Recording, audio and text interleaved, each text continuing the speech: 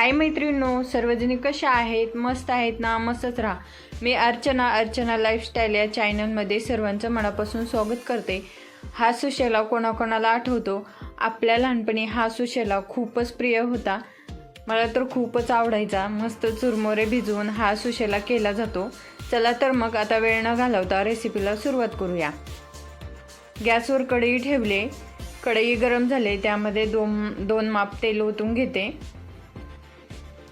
तेल गरम होत आलं की त्यामध्ये मोहरी एक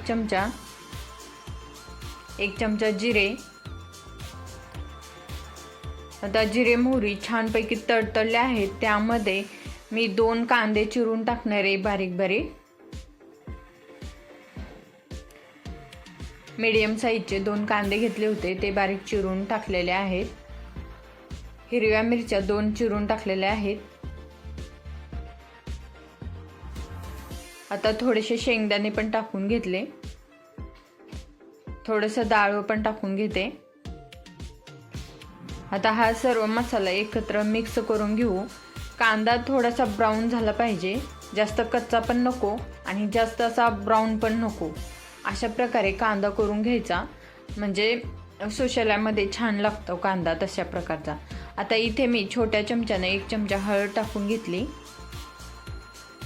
1 चमचा धनिया पावडर टाकून घेतला छोट्या चमच्याने आणि थोडंसं लाल तिखट टाकून घेतले, कारण की हिरवी मिरची थोडीशी सप्पक आहे म्हणून. जर हिरवी मिरची तिखट असेल तर लाल तिखटची गरज नाही. आता हे सर्व मसाला व्यवस्थित शिजला आहे. आता आपण हे भिजवलेले चुरमुरे टाकून घेऊया. हा सुशेला आहे ना, हल्ली आता आपण विसरून गेलेलो आहे, पण आपल्या लहानपणी ना मला आठवते, म्हणजे शाळेमध्ये काही पार्टी असेल किंवा काही असेल तर त्यामध्ये हा चुरमुऱ्याचा सुशेला हमखास करायचा.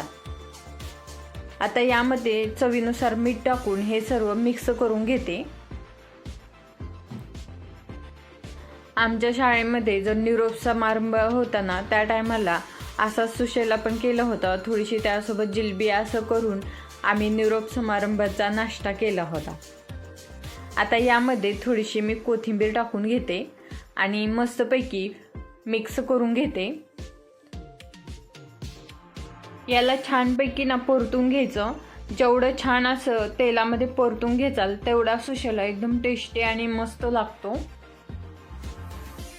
आत्ताच्या पार्ट्यामध्ये म्हणजे नॉर्मल असं स्कूलमध्ये काही निरोप समारंभ वगैरे असेल तर आता समोसे वडापाव हे करतात, पण आपल्या लहानपणी हा सुशेलाच असायचा आपल्या पार्टीला हजर.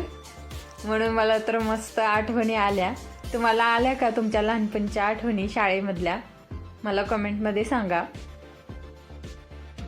चला, आता आपलं सुशेला तयार झालेला आहे. मस्त एकदम टेस्टी आणि भन्नाट बनवून तयार झालेला आहे. तर आपण मस्तपैकी खाऊन घेऊया.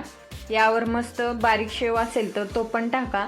बारीक कांदे चिरून घ्यायचे आणि थोडीशी कोथिंबीर वरती टाकून एकदम टेस्टी लागतो.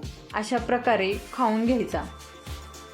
अशाच नवीन रेसिपी बघण्यासाठी अर्चना लाईफस्टाईल या चॅनलवर नवीन असाल तर चॅनलला सबस्क्राईब करा आणि पूर्ण व्हिडिओ बघितल्याबद्दल धन्यवाद.